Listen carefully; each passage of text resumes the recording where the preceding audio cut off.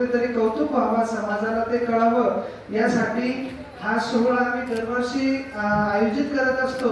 आणि या सोहळ्यासाठी तुम्ही लोकांची भाषणं ऐकण्यासाठी ते आलेलं नाही आज हे मला जाणवत आहे, परंतु काय दोन शब्द मान्यवरांना बोलण्याची ही प्रथा लागलेली आहे. म्हणून मी सर्व मान्यवरांचे देखील आभार मानतो की तुम्ही एवढा आज वेळात वेळ काढून आज भगवान महावीर यांच्या जन्मोत्सव साजरा होत आहे महाराष्ट्रभर. तरी दरवर्षी सुद्धा इथे बराच वेळ थांबले आणि इथून आमचे श्री टेटर काका हे पुसदून आलेले इथे, त्यांचं मी मनापासून धन्यवाद मानतो. सत्यपाल महाराजांनी शुभेच्छा देखील पाठवलेल्या आहेत फोनवर या कार्यक्रमासाठी. आणि एक गोष्ट सांगतो की पुरस्कार म्हटलं की अगोदर फीस विचारली जाते. मी ज्यावेळेस दैनिकांमध्ये बातमी आली होती की पुरस्कारासाठी प्रस्ताव मागवण्यात येत आहे, तर मला सर्वोच्च फोन यायचे, मला लोक विचारायचे की तुमची फीस किती आहे. मला प्रश्न पडायचा की अरे हा सर मी चिडायचो एकदम, याला काय बोलू यार आता नेमकं. तर मग मला कळालं की मार्केटमध्ये 2,500 ते 5,000 पर्यंत पुरस्कार मिळतात. आणि जे छोटे आहेत ज्याचं कुठलंच काम नाही, जे फोटो सेक्शनसाठी उभे राहतात आणि ते फोटो काढतात आणि वाह करतात, मी समाजसेवक आहे, मी हे काम करतो, मी ते करतो, त्या छोट्यांना ते 2,500 आणि 5,000 पुरस्कार मिळतात. मित्रांनो हे मला जाणवलं आता 15 दिवसामध्ये. एवढी भयानक समाजाची परिस्थिती झालेली की पुरस्कार सुद्धा विकत मिळायला लागले. आज एवढा मोठा हा कार्यक्रम आम्ही उभा केला सर. आमची आम्ही सगळी टीम अहोरात्र प्रयत्न करून वारंवार सगळ्यांना फोन करून, म्हणजे एवढा कार्यक्रम घेणं सोपं नसतं की एवढ्या महाराष्ट्रामधून व्यक्तींना जमा करणे आणि त्याचा कार्याचा गौरव करणे. माझ्या इथे आतून सर बसलेले सर, तुम्ही एक मिनिट उभं राहा सर. जसं श्री कुमार साहेबांनी सांगितलं की सुमित्राने रात्री 2दा फोन करतो, 3दा करतो, सर मी तसं ह्या माणसाला रात्रभर करतो. ते जेव्हा मला 108 ॲम्ब्युलन्सची गरज पडते, तर 108च्या माध्यमातून त्यांनी मला हजारो पेशंट नेण्यासाठी खरंच सहकार्य केलं. अतुल सर तुमच्या 108 टीमचे मी परत एकदा धन्यवाद मानतो. तिथे आमचे प्राचीताई बसलेले लोकमतच्या, त्यानंतर उमेश दादा जोशी बसले. प्राचीताई तुमचे खरंच मनापासून आभार मानतो की तुम्ही ज्या माझ्या दैनिक लोकमतमध्ये बातम्या प्रकाशित केल्या त्या बातम्यांमध्ये किती सत्यता होती हे मला लोकांनी फोन करून सांगितलं आहे की खरंच तुमच्या बातमीमध्ये तथ्य होतं. आणि द रिअल फॅक्ट उमेश दादांना माहिती की माझ्या बातमीमध्ये आजपर्यंत एकही खोट आणि खोटी बातमी किंवा अशा संख्यामध्ये आपण वाढ करून टाकतो की आम्ही 25 लोकांना साड्या वाटल्या तर तिथे लोक 500 लोकांना साड्या वाटल्या. तर हे माझ्या कामाचं आज मी उमेश दादा असेल, प्राचीताई असेल, त्यानंतर आमचे मोरजकरांना असेल, पिंपळे दादा असेल, यांचा देखील एक पत्रकार म्हणून मी इथे सन्मान करतो की ते द रिअल फॅक्ट ज्या खऱ्या बातम्या आहेत, ज्या खऱ्या स्टोऱ्या आहेत त्या ते प्रकाशित त्यांनी केल्या, त्याचे मी मनापासून धन्यवाद मानतो. आज तुम्ही या शेवटच्या क्षणी आपण कार्यक्रमाकडे बोलतोय.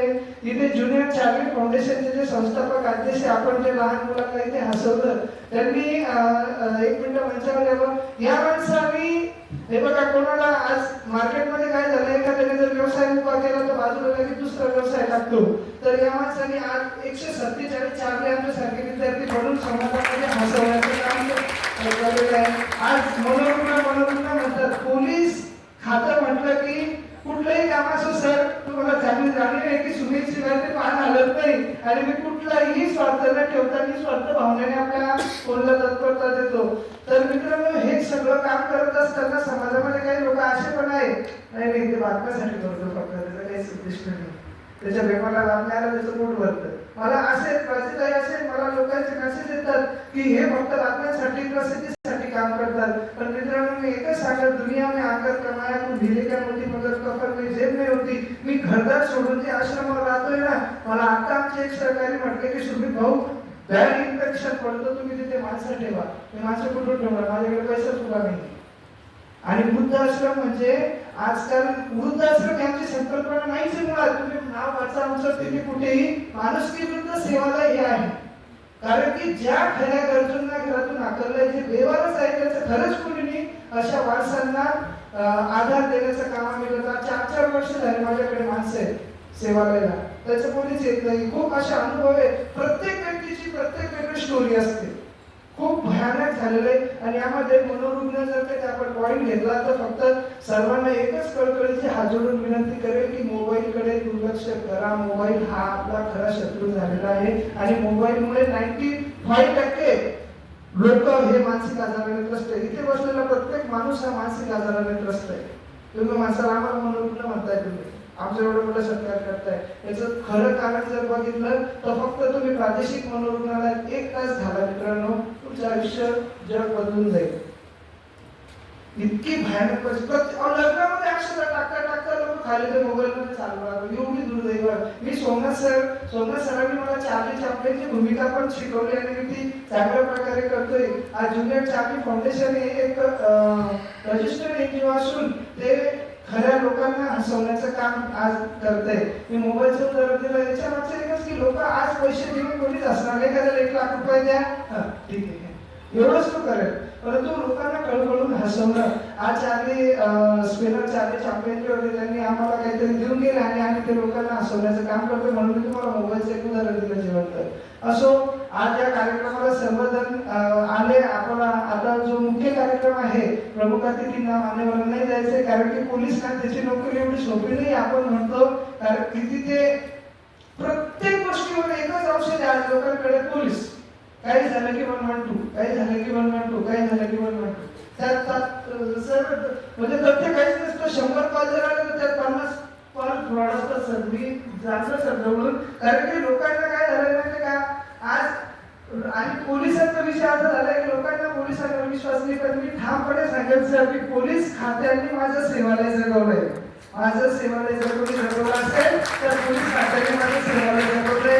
आणि तुम्ही म्हणता पोलिसच तुमच्याकडे लोक आणून सोडतात. मला असं पण लोक म्हणतात सर मग त्यांना मदत केली तर काय होतं. परंतु मदतच नाही. जसं सरांनी सांगितलं की सुमितने चहा सुद्धा पिला नाही.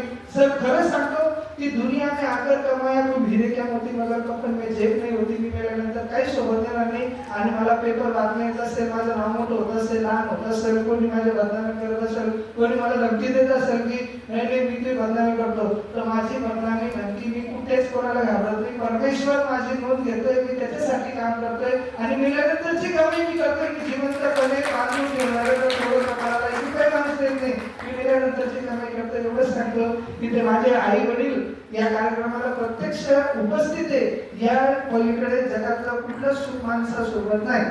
आई वडील म्हणजे जगातलं सगळ्यात मोठं सुख आहे आणि चांगलं.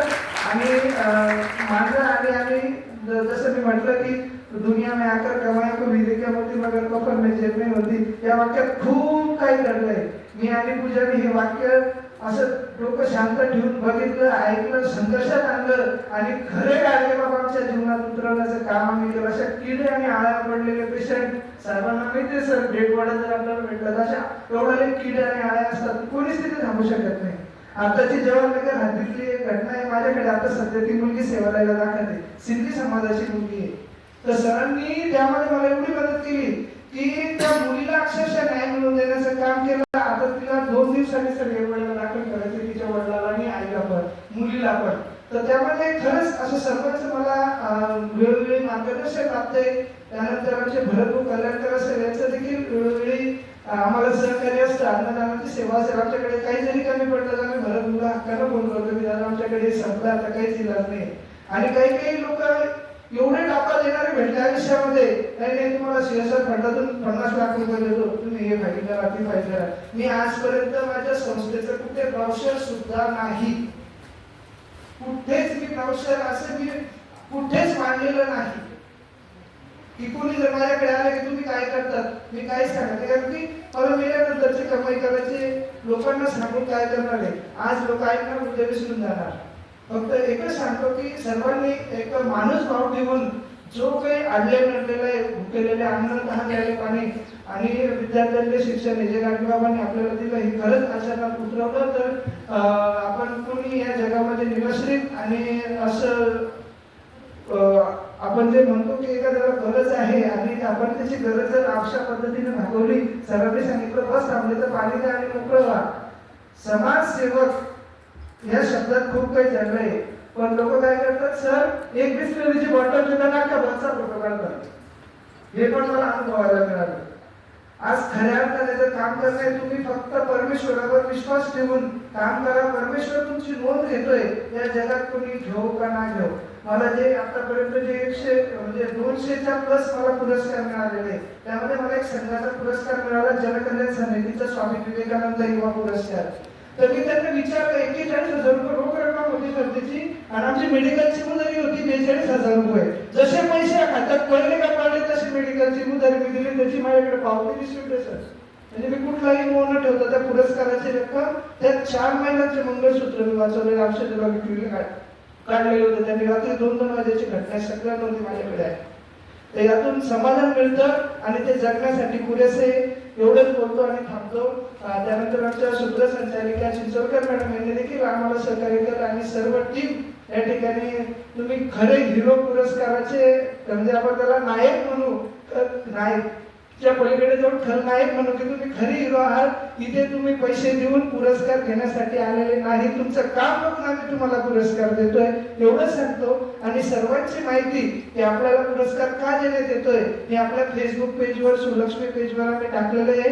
वेळ कमी असल्यामुळे आपण फक्त सेवा गौरव पुरस्कार मान्यवरांच्या हस्ते वितरण करणार आहोत. जर सर्वांचे एकदा पुनश्च मी धन्यवाद मानतो आणि थांबतो. जय हिंद, जय महाराष्ट्र. मी हरिभक्तपरायण बद्रीनाथ महाराज विषय, महाराष्ट्र राज्य वारकरी महामंडळ, जिल्हा संघटक बुलढाणा जिल्हा, ऑल इंडिया वाहन चालक मालक महासंघ जिल्हाध्यक्ष बुलढाणा जिल्हा, तसेच राष्ट्रमाता राजमाता जय जिजाऊ प्रासादिक दिंडी व भजनी मंडळ निमगाव आयल तालुका सिंदखेड राजा जिल्हा बुलढाणा, जगद्गुरु तुकाराम महाराज पालखी सोहळा आषाढी पायवारी दिंडी श्री क्षेत्र देहूते श्री क्षेत्र पंढरपूर रथाच्या पाठीमागे दिंडी क्रमांक 371चा मालक चालक.